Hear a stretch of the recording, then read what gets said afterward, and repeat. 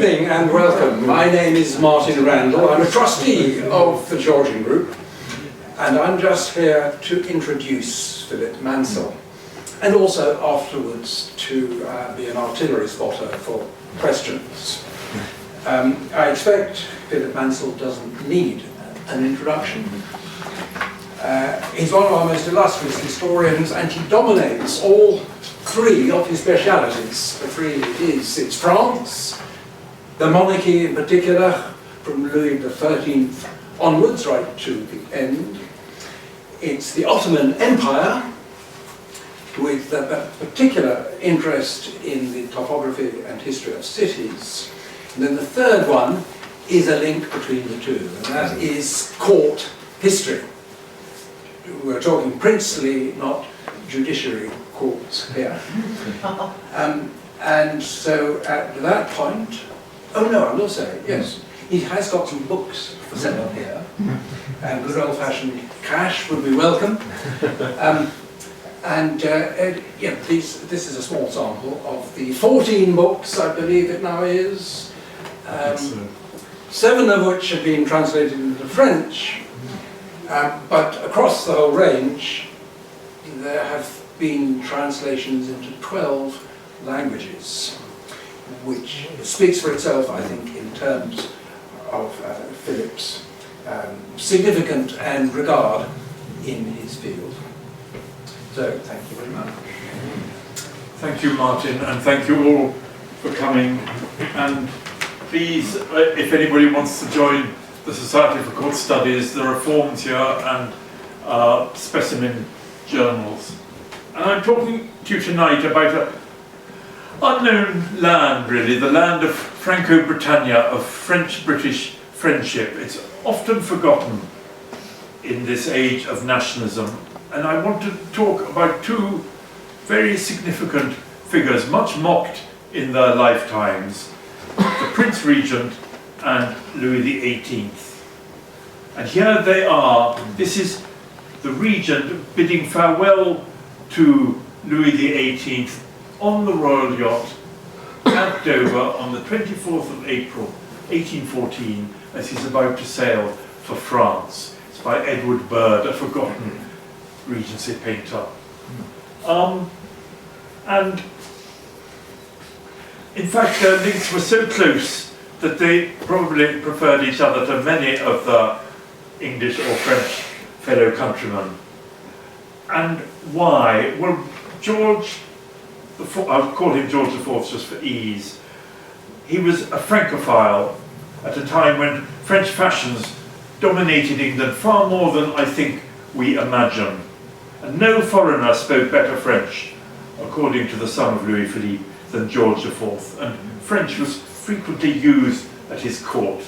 And in addition, he made Carlton House an island of French taste, full of French furniture, hangings, servants, and indeed people. Now,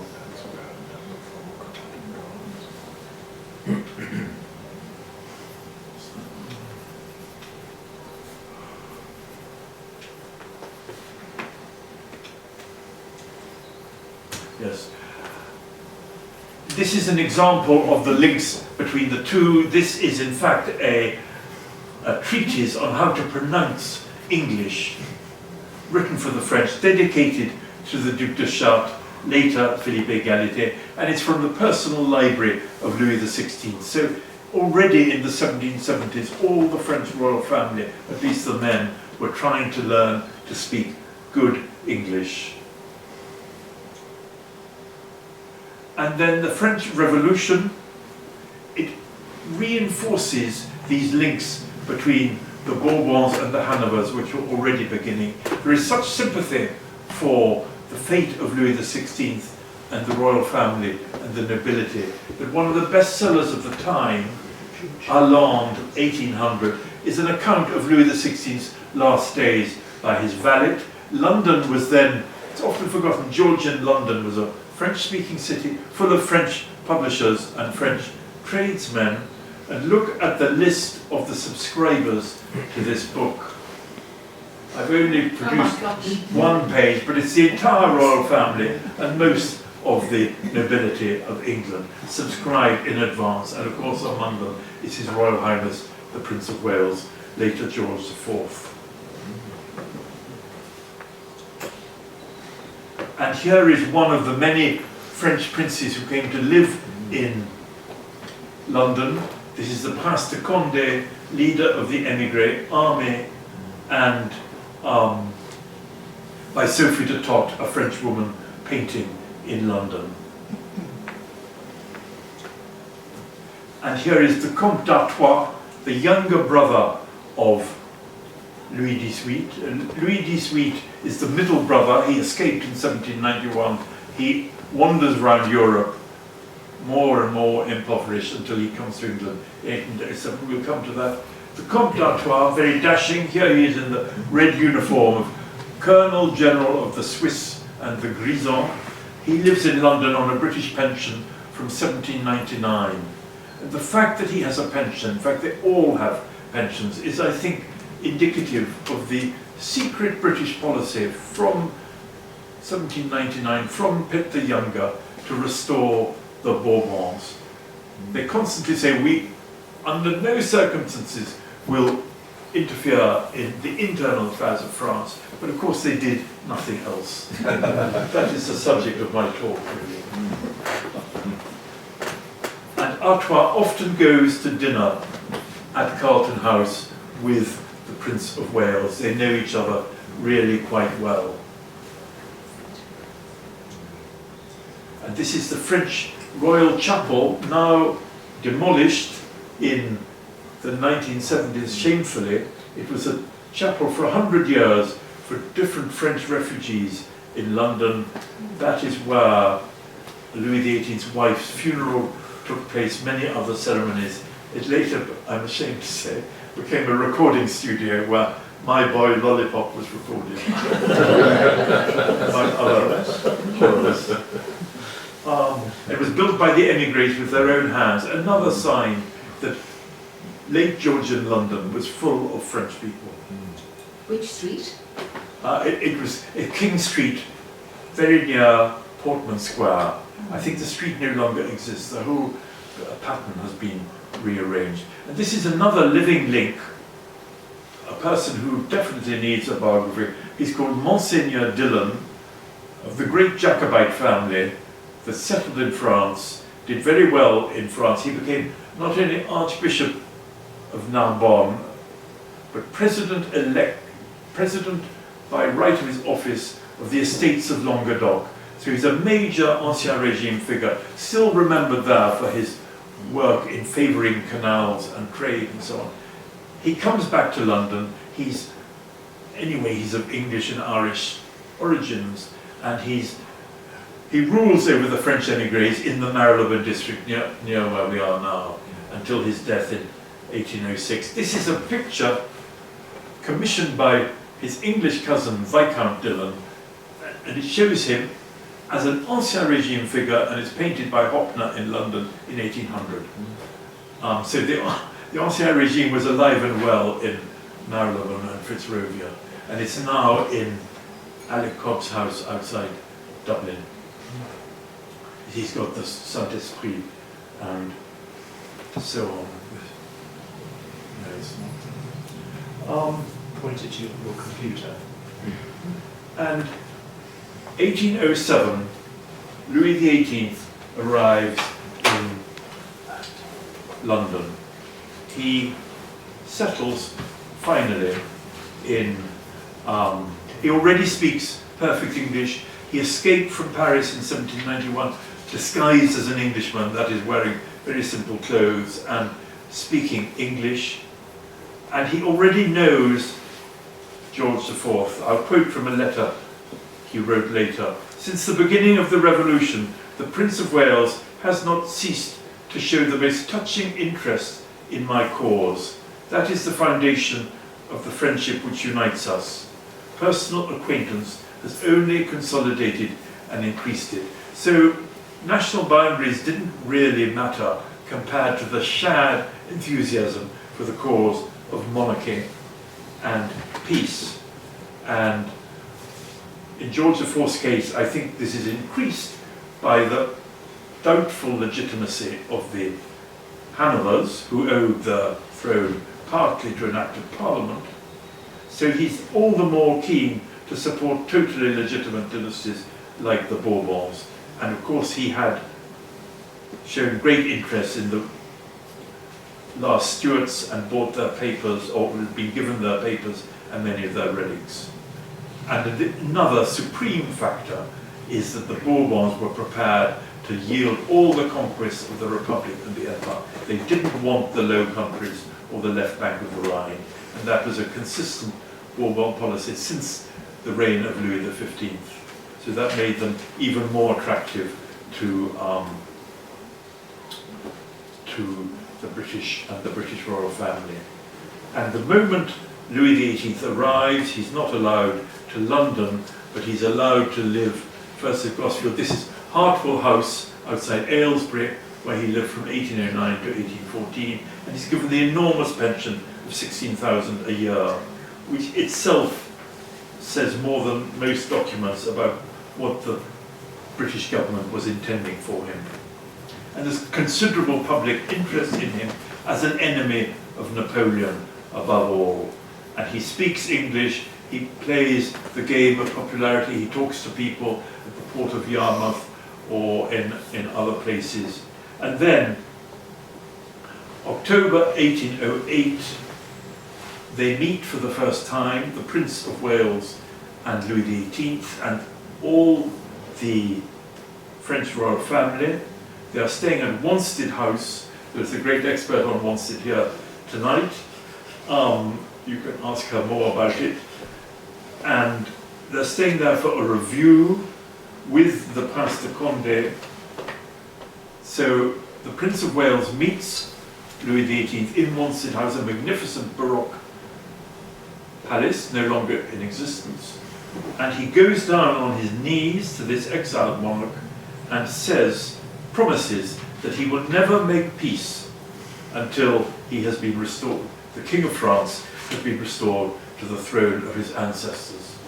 This is the personal policy of the Prince of Wales, which in my opinion he helped impose on the British government and later the Allies in 1814. And they're entranced with each other. The Prince said that the King's manner was the most attentive yet most dignified possible. This is according to two separate accounts. And then 1810, there is another indication. Unfortunately, there's no visual record of it, but 26th of November, there is a full state funeral in London of Louis XVIII's wife, Marie-Joséphine, the exiled Queen of France, the only moment in the emigration when she's treated as a Queen of France. There's a service in the French chapel, and then a street procession of French émigré courtiers to Westminster Abbey of all places, which is in fact a Protestant abbey, but she is allowed to be buried in the Henry VII chapel there. And more interesting than the French Garde du Corps and Chevalier de Saint-Louis who follow her procession, but it is followed by all the coaches of the foreign ambassadors in London, Russia, Spain, Portugal, Sardinia, Sweden, and all the coaches of the members of the British royal family, of the sons of George III, and of the cabinet ministers, and of the Prime Minister, Spencer Perceval, and the Foreign Secretary, Marcus Wellesley. So they're already taking an interest in the Bourbons. And guess whose agents were taking down names of everybody, following the procession as Napoleon. He's rather really displeased by it. And there's a full-scale funeral, not a full-scale, certainly a Protestant funeral with 3 choirs singing in the Henry VII chapel for the Queen of France. January 1811, the Prince of Wales becomes regent. One of the main reasons why he keeps his father's Tory ministers, whom he had not at first intended to keep, is because they will not make peace with Napoleon, whereas the Whigs, whom he had previously supported, wanted to make peace with Napoleon, or at least said they did. So this mixture between France and England, French internal politics are already a factor in British politics, and this is taken for granted. And the Regent uses his court, like for the Queen's funeral in Westminster Abbey, to show his support for Louis XVIII. 19th of June 1811 in Carlton House, one of the high points of British court life. A fete for 2,000 guests which the Regent gave to inaugurate the Regency, or in theory, to celebrate his father's birthday. And who are the guests of honour? Louis XVIII and his entire family. And the Regent welcomes them in a room decorated with all the French royal furniture and portraits he'd been buying up during the Revolution, with the words, "Ici, Votre Majesté et Roi de France." And a few months later, Talleyrand shows a newspaper cutting about this to a friend, Madame La Tour du Pin, asking for a translation. And when she expresses her surprise, he said, "Ah, que vous êtes bête." She didn't realise which way the wind was blowing, whereas Talleyrand, of course, did. And anyway, Talleyrand's uncle was with Louis XVIII. He was the exiled Lord High Almoner or Grand Aumônier de France, and probably they were communicating. Now this is Hartwell. This is the room they set up as a chapel at Hartwell. There's a full French court receiving presentations and eating in public even at Hartwell, but that's another subject for another time. A lot of English people went to see the exiled King of France out of solidarity, and maybe particularly Catholics. Here he is as he was. This is a commemoration of the death of his wife, 1810, in Hartwell, by Huet Villiers, another rather wonderful French portrait painter working in London then. Here he is in his full fatness, which really develops in England, at Bath in about 1812. He's regularly touring England, getting to know the country, planning where he should stay, and also trying to win popularity, I think. And this is a micro-mosaic tabletop commissioned later to commemorate Hartwell. Once he got back to the throne, you see, surrounded by Bourbon lilies. He commemorated Hartwell and England much more than anywhere else he was in emigration. This is the Regent as he was when he assumes the Regency. This is some of the French royal furniture he's already decorating his palaces with, still in the royal collection. This is actually the jewel cabinet of the wife of Louis XVIII. And here is the rooms of Carlton House, all decorated as George IV's version of a French royal palace, with fleur-de-lis, French furniture, French bronzes. And this is the best picture I could find of this great fete of 1811 in Carlton House. Very crowded, everybody dressed up, everybody, supper for 2,000 and so on. There's some wonderful descriptions of it. And here, there was a table set with, rather amazingly, a stream going down the table with fish in it. I can hardly believe it happened, but it did happen.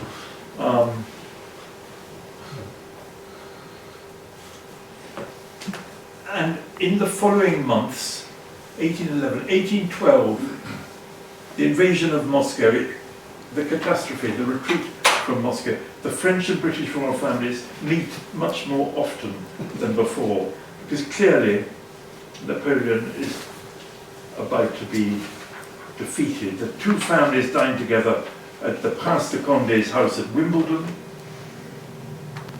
and on many other occasions. I quote from a letter from Princess Augusta on Louis XVIII. "He has a very fine manner and is very gracious. He is a very well-informed man, speaks English very well and understands it perfectly. He is very large as Stephen Campbell. Well, I wonder who he was. He conversed in a very agreeable manner and generally walks up and down the room in the hope of it keeping down his fat. My brothers were delighted with him, so the friendship is becoming more solid. 10th of September 1812, more meetings at Oatlands, and Louis XVIII's right-hand man, the Comte de Blacas, wrote to his agent in Vienna, "It is impossible to show a more feeling interest to the king and all his family than the Queen and the Prince Regent have done. In one word, Monsieur le Marquis, never since the start of their exile have our masters received a welcome more worthy of their misfortunes and their virtues." And then the key figure in the equation is Lord Castlereigh, Foreign Secretary from March 1812. And through the Blacas papers, I have found that he had secret meetings on the 19th of December 1812, i.e. after the retreat from Moscow, the débarque, with Blacas in London and with Artois. And these are unknown to his English biographers because English people don't consult French sources. And Blacas promises Castlereigh that the king will support the present order of things, i.e. not try and restore the Ancien Regime, which in fact he had already rejected. But then he issues, under English influence, the Declaration of Hartwell, 1st of March 1813, promising peace, calm, union, the maintenance of the Napoleonic Code, except in matters of religion and of, amazingly, administrative and judicial bodies, and guaranteeing la liberté du peuple. This is really quite something. And Castlereigh in the House of Commons denied to the Whig MP, Samuel Whitbread, who supported peace negotiations with Napoleon, that the British government had authorised the declaration. But of course it had, in fact it had practically written it. So again, this is this secret support, in my opinion, pressure from the Regent on Castlereigh, also Castlereigh and Lord Liverpool, the Prime Minister themselves, but also just the logic of events, that Napoleon is being defeated, so they better have a substitute French government at hand. And other signs of British support are, the Hanoverian minister in London allows French royal messengers and correspondents to go through his couriers. So in fact they're paying for the correspondence of the exiled pretender, and also British officials on the continent are distributing and printing the Declaration of Hartwell of 1813. There's little signs of this. For example, Sir Neil Campbell in February 1814 is printing it in France itself, in Provence. August 1813, the British government suggests the Bourbons restoration. Austria says no. Everybody's sort of testing the initiative, the ground. And then, most excitingly for the Bourbons of all, December 1813, the Duke of Wellington, whose armies are coming up from the south of France, advancing into France, he asks for a Bourbon prince to come and join his army. So a British general is asking for a Bourbon. He's interfering directly in the internal affairs of France. And this is where the Comte d'Artois lived in Mayfair in South Audley Street, a rather small house, but it's conveniently close to Apsley House where the Wellesleys lived. And they often saw each other. And Artois sees often Lord Liverpool, at the time the Prime Minister, again renewing his promise to be content with the former limits of France. And Liverpool hesitates about whether to give him a passport to leave England, but in the end, Artois threatens to appeal to public opinion, and then the Regent intervenes. He returns, especially from Brighton, to London to support the Bourbons, On the 17th of January 1814, he brings Liverpool to call on Artois in his house, i.e. he's demonstrating support and forcing Liverpool to be pro-Bourbon. And there are many discussions, all the papers are there, but in the end the Bourbons are given passports to leave, ships to take them to France or Holland or wherever they landed, and implicit British support. I'll quote from a letter from Lord Yarmouth, who's one of the Regent's favourites.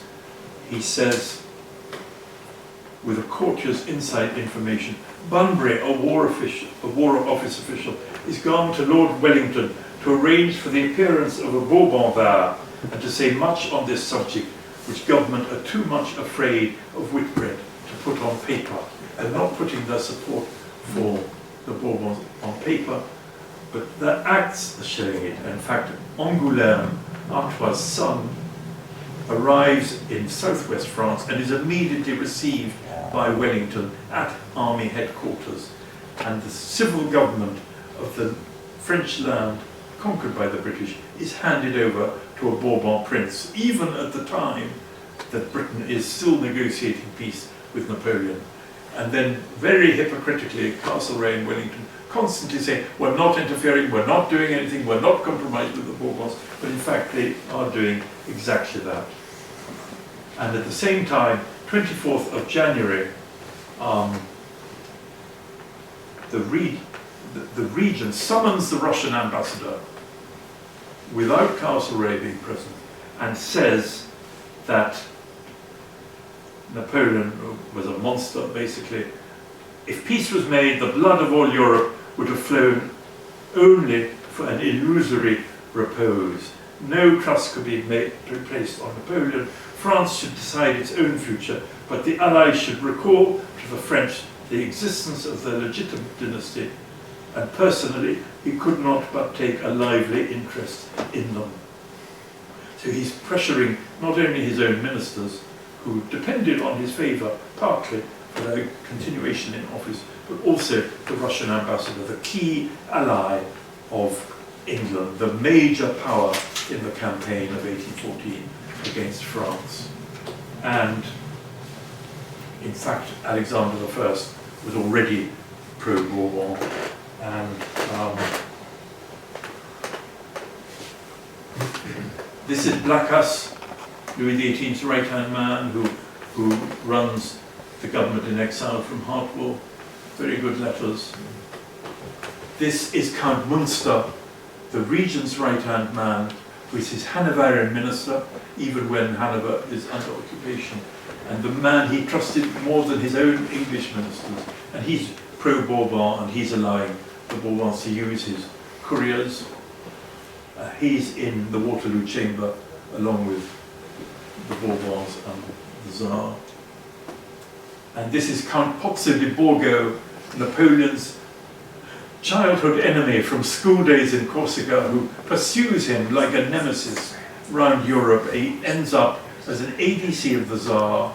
He comes to London in 1812, he sees Louis XVIII, he sees the Prince Regent very often, and he then returns to the Tsar. He writes the proclamations of the Allies in 1814 before Paris, and he becomes the key European diplomat in Paris from 1814 to 1832, and he has the pleasure in Paris as Russian ambassador of tightening and worsening the conditions of Napoleon on St. Helena. So vengeance is a dish best eaten cold. And here is the Duc de Guiche, who is an intermediary between Wellington and Louis XVIII, a Franco-British person, later founded the Jockey Club in Paris. And here is the Duc d'Angoulême, the prince who goes to Wellington's headquarters. He's the nephew of Louis XVIII, son of the Comte d'Artois. And although his later career is not glorious, he doesn't set a foot wrong in 1814 in the southwest of France. He says no more taxes, peace, all the right things, and he becomes quite popular in Bordeaux.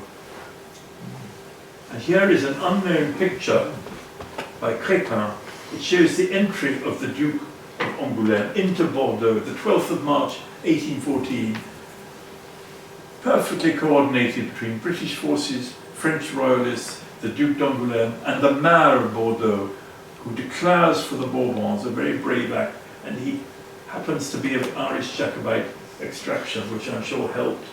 This is the Prince. There are British officers in red uniform, and one of these figures is the Prince entering Bordeaux, and he's been acclaimed by the crowds because the French Empire is much more hated than historians often realise. It's ruined the economy, it's killed everybody's brother or husband, and really they can't wait, half of France can't wait to get rid of him. And the British government continues to play what they call the Bourbon game, pretending not to be supporting them, but in fact doing so. And Castlereigh did in fact enter Paris in the 12th of April 1814 in the procession of the Comte d'Artois. The only foreign diplomat is Castlereagh, showing the British support for the Bourbons. It's another of these signs which show there was an implicit agreement. And it's a very popular cause in London. Georgian London, crowds would cry, "Bourbons forever! God bless the Bourbons! No peace with Boney, with the invader." And in one moment, according to the Marquis de la Maisonfort, England was covered in white cockades. And then there's this extraordinary moment when London, this is a royalist order for those who supported the Bourbons in Bordeaux, again with British troops there, British support under Marshal Beresford. This is Louis XVIII leaving Hartwell, being cheered by the locals. And it's a huge procession, becoming larger and larger. Unfortunately, there's no visual record of the procession 22nd of April as it nears London.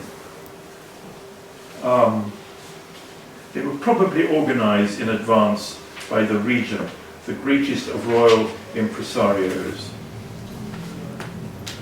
His Majesty's carriage was unhorsed and drawn by the populace and escorted and preceded by an immense concourse of English gentlemen on horseback, all wearing white Bourbon cockades.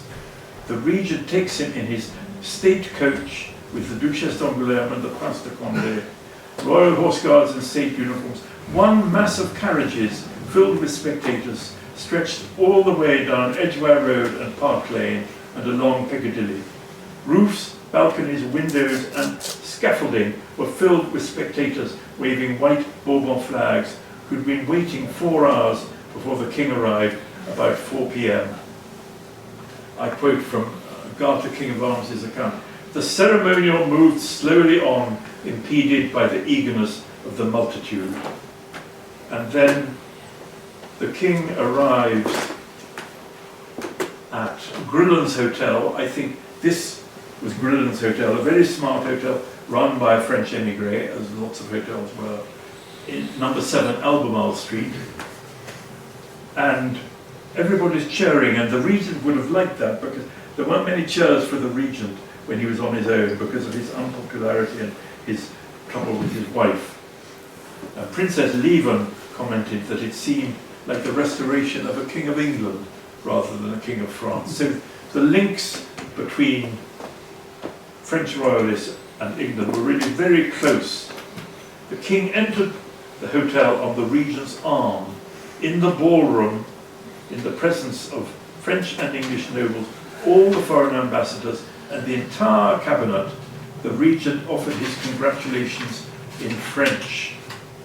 The triumph and joy with which your Majesty will be received in your own capital can scarcely exceed the joy and satisfaction with which your Majesty's restoration to the throne of his ancestors has been received in the capital of the whole British Empire. May your Majesty long reign in peace, happiness and honour. And Louis XVIII says thank you to England. Gratitude and delight May its greatness and happiness be eternal. And these remarks didn't go down very well with many French people. And then, this went straight to the heart of the regent, he gives him the order of the Holy Spirit. So a Protestant prince is given the order of the Holy Spirit, the first English king ever to receive it. As he's also the only Protestant to ever had the Austrian Order of the Golden Fleece. He's so much part of the Europe of his day. And by express command of His Majesty, the English always had the preference and always took place of the French, according to Fanny Burney, one of the innumerable people who are part of a French-English marriage at the time. And then there's parties in Carlton House,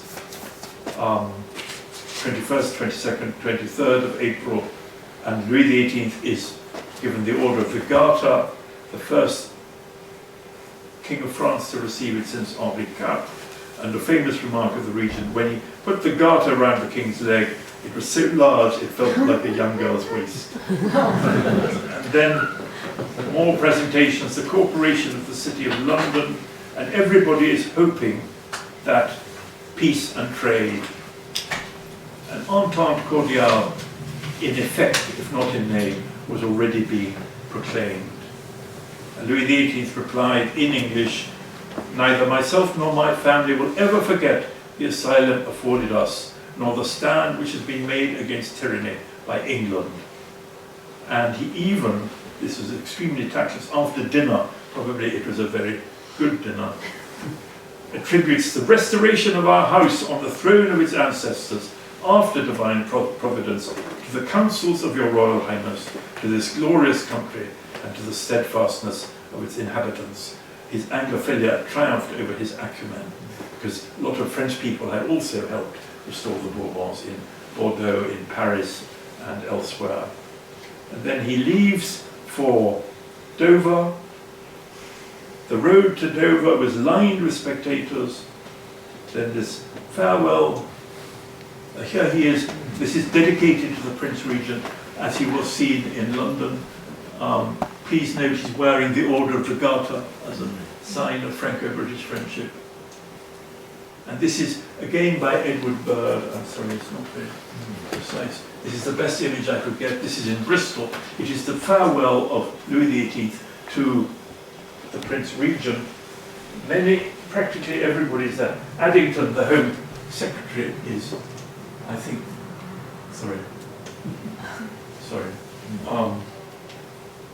this figure. Many other members of the French and British courts. And then they sail on the Royal Sovereign across to Calais. They are sailing. This is the reception in Calais, surrounded by, this is in Burton Constable in Yorkshire, commissioned by Sir Thomas Clifford, or one version is, and being presented with flowers by local young girls, surrounded by the Duc de Bourbon and the Prince de Condé, who were going back with them, and all their courtiers. And then, at that time, the Bourbons were still very popular, at least in parts of France. And they left London physically, but not mentally. Louis XVIII invites the regent to Paris. He appeals to the regent, and I quote, as a Knight of the Garter and as a friend, to restore his cousin, the King of Naples, to the throne of Naples, which in fact France and Britain do together in 1814-15. It's an example of the alliance functioning in practice. And then even badly dressed Englishmen were admitted to the royal chapel or the apartments in the Tuileries Palace in Paris at the expense of many French people. So the royal favour helps make the English more unpopular. A police agent in Paris, November 1814, reports, "Hatred for the English is growing daily. They are regarded as the destroyers of French industry. It is said that the king and the princes do not like the French." Then the humiliation of Louis XVIII's flight at the beginning of the 100 Days, 19th of March, 1815. That's another version of the same picture. I don't know the reason for two versions. That's the key. This is the column put up to commemorate Louis XVIII's landing in Calais. This is his entry into Paris. It's a drawing in the Royal Collection. The civilians and the National Guard cheered, but the army was suddenly silent and preparing to support Napoleon later. This is crossing the Pont Neuf, still quite popular. This is a recently discovered picture showing him visiting the Galerie des Glaces, his first return to Versailles in August 1814.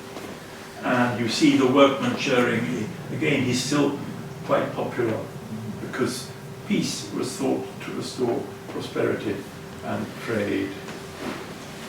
This is one of his pictures, one of his presents to the Prince Regent, some pistols, like Boutet, a famous pistol maker.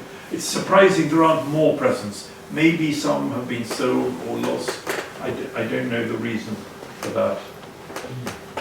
And the English government appointed Wellington as ambassador to Louis XVIII in 1814. Not perhaps a very tactful choice for a country whose armies he'd been defeating for the last 8 years.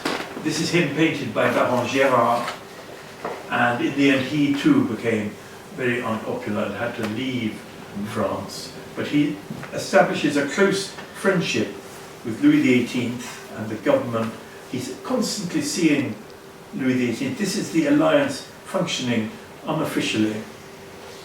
And this friendship and indeed trust will be very useful in the 100 Days when they see each other constantly. Louis XVIII is in Ghent, Wellington is in Brussels, and after Waterloo, Louis XVIII toasts the greatest general in the world, i.e. Wellington, again not particularly tactful, and then they coordinate Louis XVIII's return to Paris in late June and early July 1815. As Wellington advances, the king comes behind in the celebrated expression in the baggage train of the foreigners, but also the king's name is used to get French commanders to surrender their fortresses more quickly and more easily than they would have done otherwise. So each side is helping the other, and they're in constant communication. And on the 8th of July, when the king arrives in the Tuileries, strangely enough, highly cheered, he goes to the window, candles are brought, and he shows himself to the people. He's again cheered, and who is beside him? Lord Castlereigh and the Duke of Wellington. So the English weren't so unpopular after Waterloo. And again, the English are welcomed at court. The king has given orders that all whose names are sent in by Sir Charles Stuart are to be accommodated with invitations. And British people loved going to court in Paris. It was easier and more frequent every week than in London, where the regent is withdrawing from social life due to his ill health and unpopularity. So, and in 1815, also Wellington is a help with the peace. He opposes all attempts to take Alsace-Lorraine from France, which Prussia already wanted, and he's as understanding as possible for the French, whose country his troops are occupying. See this map of the occupation in the summer of 1815. Really, half of France is occupied. It almost seems as if France would disintegrate. But Wellington and the British government and the Tsar and the Russian government proved to be the best friends possible to the French government and the French people. British soldiers helped take in the harvest, and there are no Frenchmen left to do so. And Louis XVIII described Wellington as perfect in every way. A here's some pictures of the Allied occupation of Paris. This is the Palais Royal. Here are Scottish troops in Paris. On the left is a Scottish fashion. On the right is the farewell of a Russian to a Parisian lady. All really quite relaxed for a foreign occupation. A lot of money was spent. These are the English leaving a fashionable Paris restaurant, drunk, as the French waiter is of course perfectly mannered and well dressed. Somehow no major incidents or catastrophes happened in this very tense situation when Paris was like a volcano with half of Paris still missing Napoleon, and Walter Scott described it as a cauldron of vice and treason or something like that. And Louis XVIII is helped by another major figure now almost forgotten, the Duc de Richelieu, an émigré, a courtier, a servant of Tsar Alexander I and his best friend. He's the governor of Odessa. It's he who really creates modern Odessa. And then as Europe's choice, Europe is very much a practical and effective political force in these years. He becomes Louis XVIII's president of the council, and he negotiates the Allied withdrawal from France early in 1818. And it was said of him that, Wellington said of him, the word of the Duc de Richelieu is worth a treaty. And here is Louis XVIII being cheered by Parisians in 1816 by Melling, a drawing in the Louvre and the Tuileries Palace, which no longer exists. They're still popular with certain sections of opinion.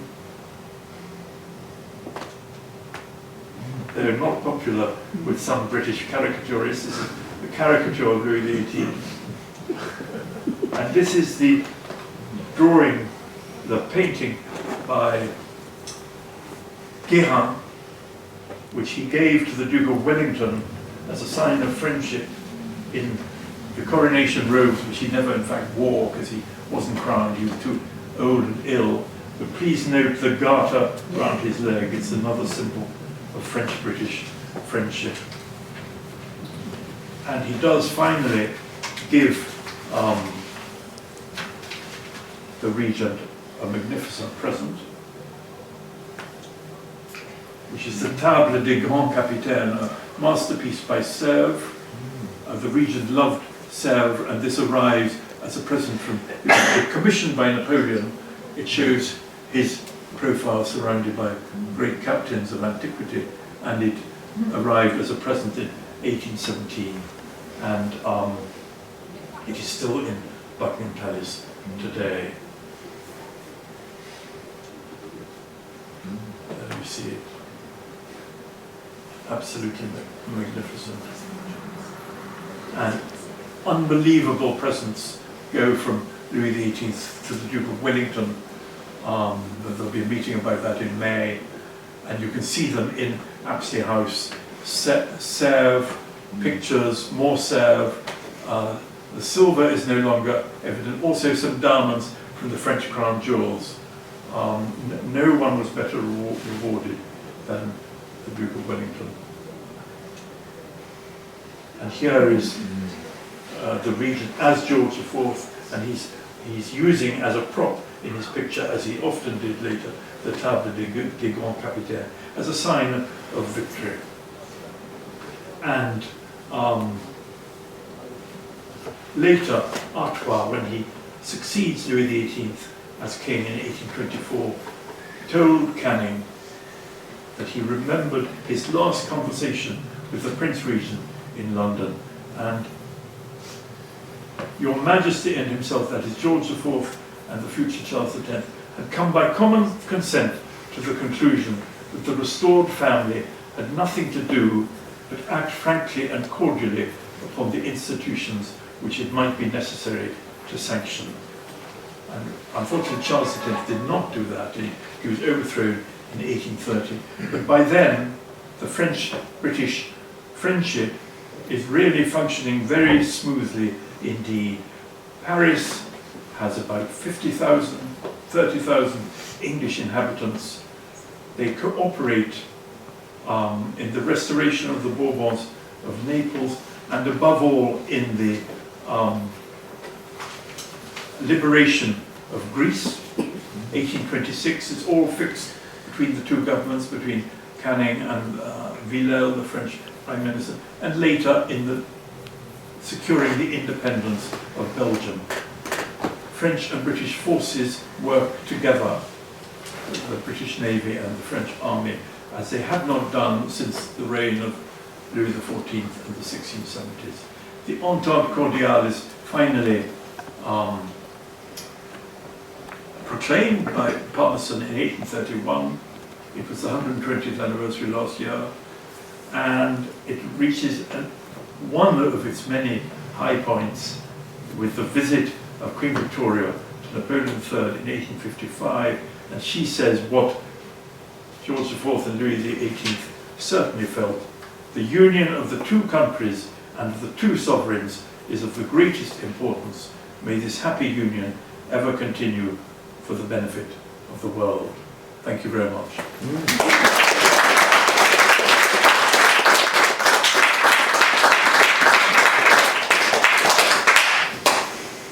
Philip, wonderful. Thank you so much.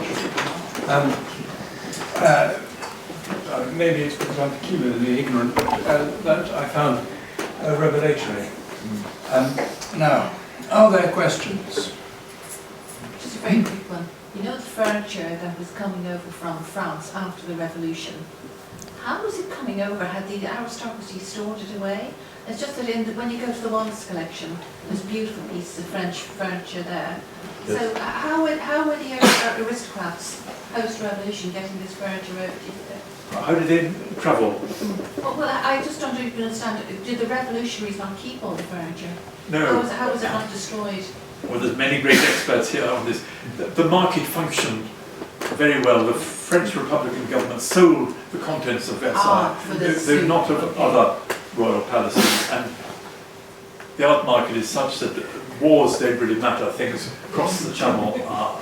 And that is when Phillips and Bonhams and Christie's starts getting going on the profits of the sales, and particularly the Orléans picture collection and many other things, is in the 1790s. So the capital of the art market moves from Paris and Amsterdam to London, and it is now going back from London to Paris for the first time because of Brexit. And in fact,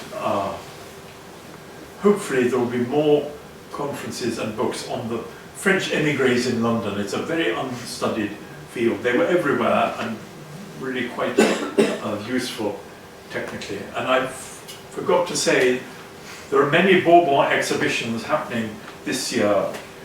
You must all go and see Versailles Science at the Science Museum. Yes. There's going to be a Marie Antoinette exhibition in September at the V&A. There is going to be a Coronation of Charles X exhibition at the Mobilier National in Paris. The very determined effort by the Bourbons to outdo the coronation not only of Napoleon but of George IV.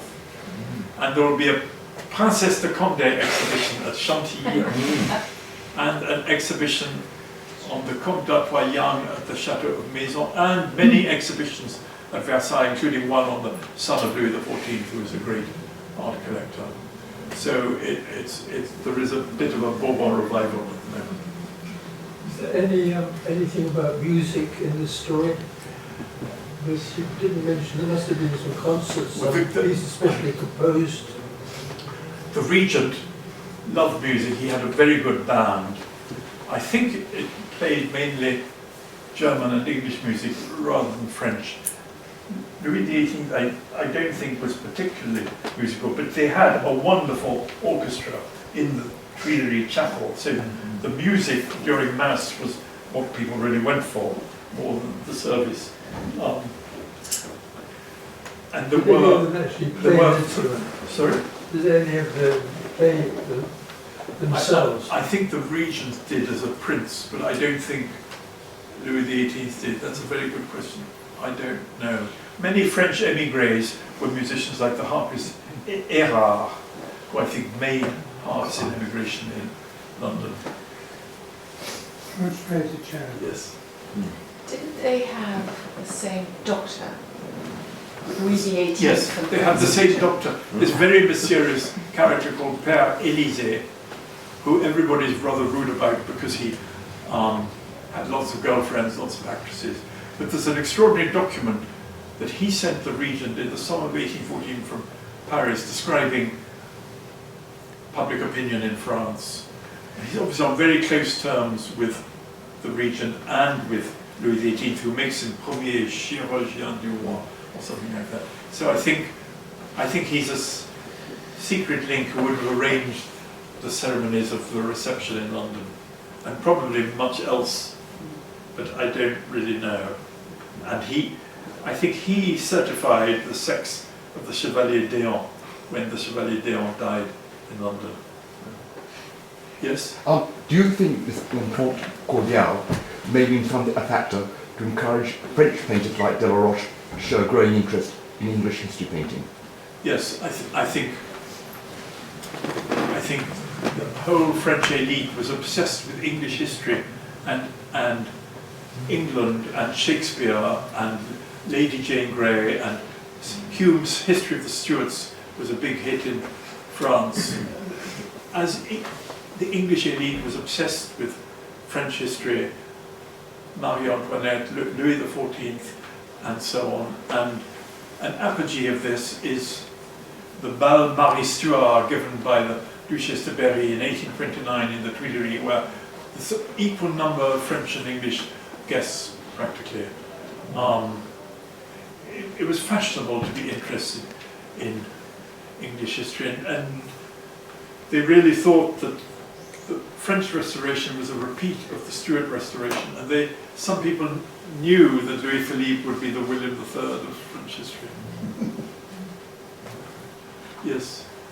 Do you think, you stressed the remarkable fact that George was the first Protestant prince to receive the Order of the Saint-Esprit.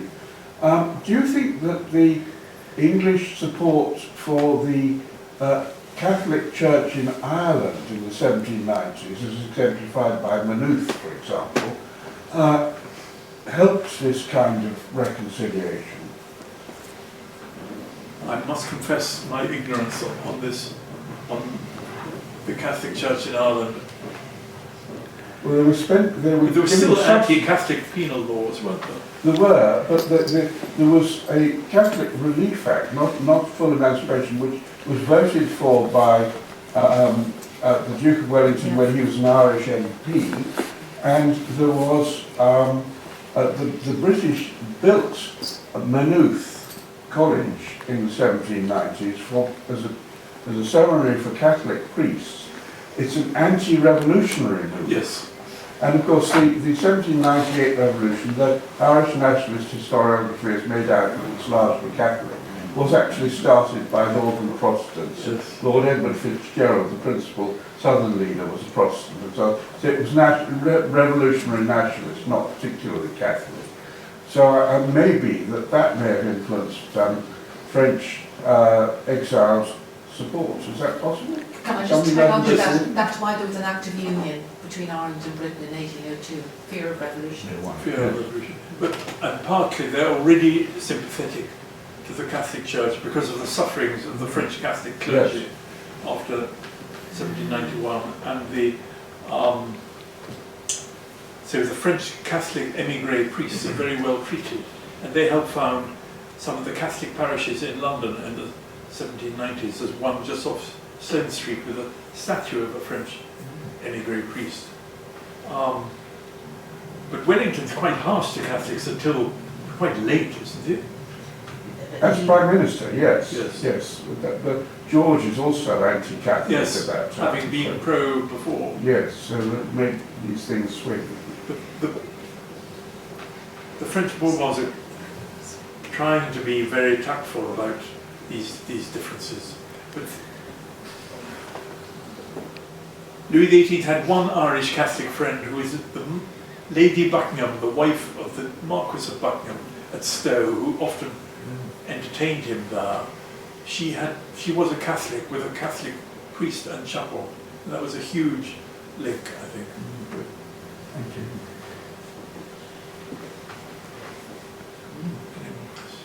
Anything else? Any other questions?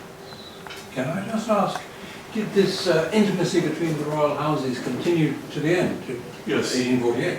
Yes, they're very intimate with Louis Philippe. Louis Philippe practically asked the British ambassador's permission to become King of the French in 1830. I mean, they know each other so well. Of course he would consult London first. And very, very closely blamed by French nationalists for being too pro-English, too pro-peace. Napoleon III also devoted to England, comes to England as an emigrant, as an exile, and he's buried here. The Prince of Wales comes to his funeral. And when his son dies serving in the British Army in Zululand, Queen Victoria herself comes to the funeral. So they're friends with the Bourbons, the Orleans, and the Bonapartes.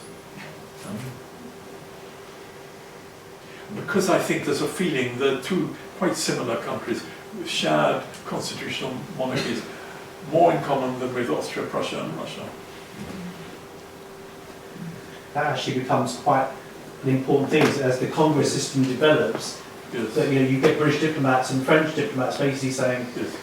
we're constitutional monarchies, as you say, Russia, Prussia, and Austria are not, and that actually causes quite a lot of division in the end between three allies on one end and two allies on the other. Yeah. But it works for Greece and Belgium.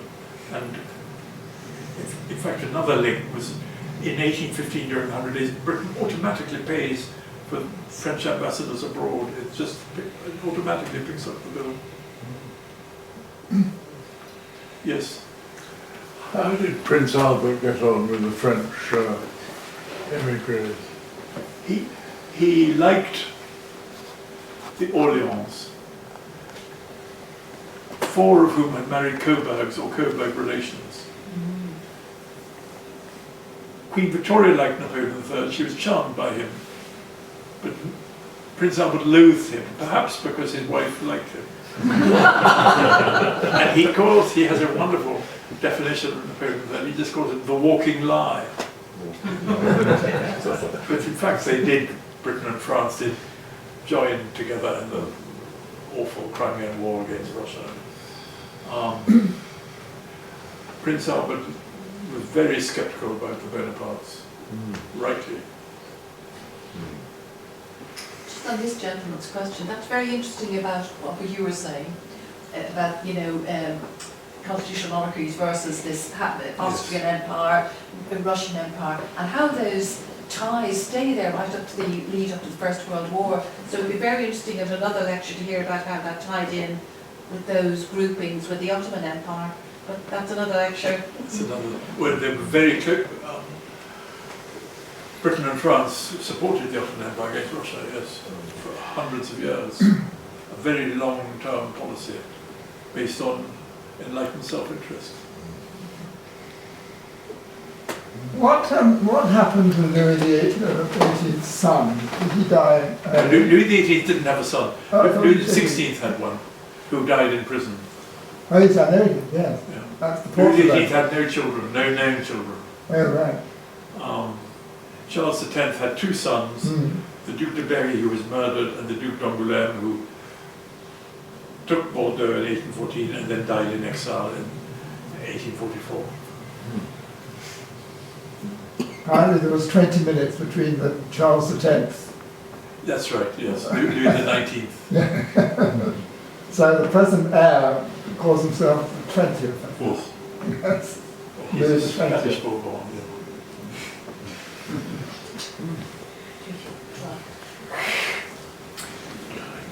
Shall we bring it to an end? And once again, thank you so much for listening.